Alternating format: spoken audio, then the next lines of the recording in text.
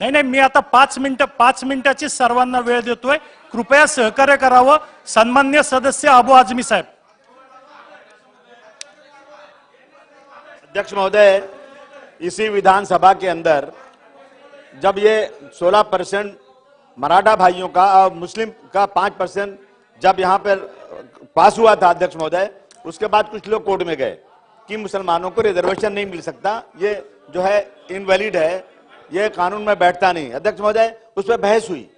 यहां कोई धर्म के नाम पर मांग ही नहीं रहा है। अध्यक्ष महोदय, जब वहां बहस हुई, दोनों तरफ के वकीलों में बहस हुई, जब जज साहब ने फैसला किया तो जज साहब पढ़े लिखे, ऐसा नहीं कि जज को नहीं मालूम कानून क्या है, क्या कानून में बैठता है। उन्होंने कहा 5% मुसलमानों के एजुकेशन में तुरंत दे देना चाहिए। उसके बाद बार बार ये बात कही जा रही है कि धर्म के नाम पर नहीं, धर्म के नाम पर मांग कौन रहा है? अरे भाई, जो लोग पढ़े लिखे हैं उन्होंने कहा है। अध्यक्ष महोदय, इसके पहले सरकारों ने कई एक कमीशन बिठाया, एक जो है रंगनाथ मिश्रा कमीशन बैठा, एक महाराष्ट्र सरकार ने एक महमूदुर रहमान कमीशन बिठाया, दिल्ली में एक कमीशन बिठाया गया। अध्यक्ष महोदय, इन सब कमीशन ने कहा कि मुसलमानों को 10% रिजर्वेशन देना चाहिए, धर्म के नाम पर नहीं, बल्कि 50 जातियां जो पिछड़ी जातियां उसके नाम पर। अध्यक्ष, मेरा कहना है कि मैं 16% मराठा भाइयों के रिजर्वेशन को पूरा का पूरा सपोर्ट करते हुए मैं तमाम लोगों से गुजारिश करता हूं कि हमारे 5% को भी आप जो है ना उसको सपोर्ट करिए। अध्यक्ष, मेरा कहना है कि जब तक कानूनी दावपेच खत्म नहीं होता उस वक्त तक सरकार 3 लोगों की कमेटी बना दे और मुसलमानों के जो सच्चर कमेटी, जितनी कमेटियां बनी, रंगनाथ मिश्रा, महमूद रहमान कमेटी, उन्होंने जो रिकमेंडेशन किया है उस पर बात करके और एक हल निकाले उसको। जब तक ये रिजर्वेशन पास नहीं होता उस वक्त उनको पिछले दरवाजे से जो मदद मिले वो कर देना चाहिए। अध्यक्ष महोदय, ये हमारी मांग है। अध्यक्ष महोदय, यहाँ ये है 1947 में जब ये देश, उसके पहले जब लड़ाई हो रही थी अंग्रेजों सर, तो हिंदू और मुसलमान दोनों कंधे से कंधा मिलाकर लड़ाई लड़ रहे थे। लेकिन हमें अफसोस है, उस वक्त हिंदू और मुस्लिम भाई भाई की तरह थे, लेकिन अंग्रेजों ने एक साजिश के तहत इस देश को 2 टुकड़े कर दिया और हम हिंदू मुसलमानों को अलग कर दिया। अध्यक्ष महोदय, ये एक दिन वो था जब दुनिया भर में सम्मान हमारा था, गीता के श्लोक हमारे और कुरान हमारा था, दूध की नदियां बहती थी वो हिंदुस्तान हमारा था, वो नफरत की दीवार गिरा दो ये आवाज हमारी है, देश के गद्दारों से कह दो धरती जान से प्यारी है। अध्यक्ष महोदय, जब 1947 में हिंदुस्तान पाकिस्तान का बंटवारा हुआ तो मुसलमान अपने सामान को पोटलियां बना बनाकर अपने सरों पर रखकर पाकिस्तान की तरफ रवां दवा था। लेकिन उस वक्त अध्यक्ष महोदय, दिल्ली की जामे मस्जिद के मीनारों से खड़े होकर के मौलाना अबुल कलाम आजाद साहब ने, गांधी जी ने, जवाहरलाल नेहरू ने, वल्लभ भाई पटेल साहब ने, सब ने कहा कि तुम हिजरत के नाम पर अपना मुल्क छोड़कर मत जाओ, तुम्हें कसम है तुम्हारे खुदा की, तुम्हारे नबी की, रुक जाओ। देख के हिजरत आसमान और धरती थर्राई थी, आओ देखो कुतुब मीनार की आंखें भी भर आई थी। दिल में खौफ कहां से आया, क्या तुम्हें शहादत याद नहीं है? आओ हमारे साथ रहो, हम तुम्हें हक देंगे, कोई इमदाद नहीं। आज हमें हक कहां मिल रहा है अध्यक्ष महोदय?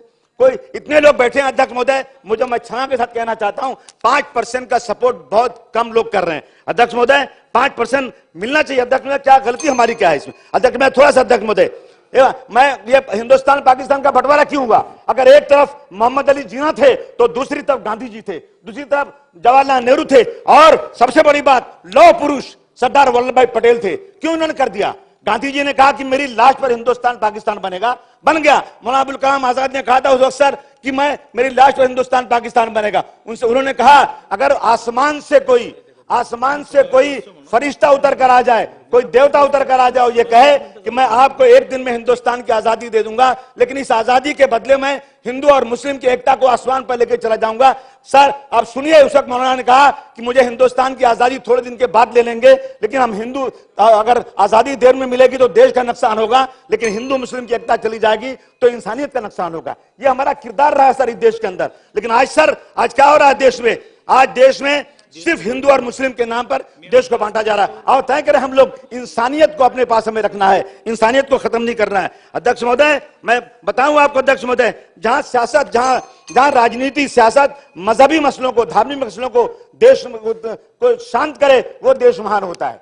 जहां सियासत धार्मिक मसलों को शांत करे वो देश महान होता है। और समय और जहां सियासत खुद धार्मिक मसलों को पैदा करे, समझ लो देश गलत लोगों के हाथ में है। ये मैं नहीं, ये किंग मार्टिन लूथर ने कहा था। अध्यक्ष महोदय, इस देश में इनकलाब जिंदाबाद का नारा किसने दिया? वो नारा देने वाले का नाम हजरत मोहम्मद मुसलमान। एक मिनट सर, लास्ट बोल रहा हूं सर। भारत छोड़ो का नारा किसने दिया? नारा देने वाले का नाम है यूसुफ मेहर अली। अध्यक्ष महोदय, जय हिंद का नारा किसने दिया? नाम देने वाले का नाम है आबिद अली साफरानी। मादरे वतन जिंदाबाद का नारा किसने दिया? 1857 में अध्यक्ष महोदय अजीमुल्लाह खान ने दिया। तिरंगा जो आज है उसका रंग किसने दिया?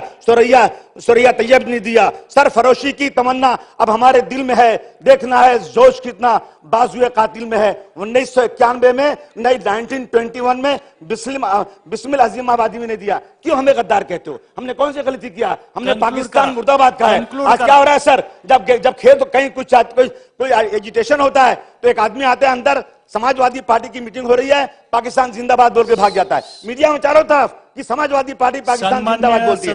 लास्ट बोल रहा हूं अध्यक्ष महोदय, और उसके बाद पकड़ा जाता है बीजेपी का आदमी और उसके बाद केस होता है, उसने बोला पाकिस्तान जिंदाबाद। ये क्या है सर देश में? ये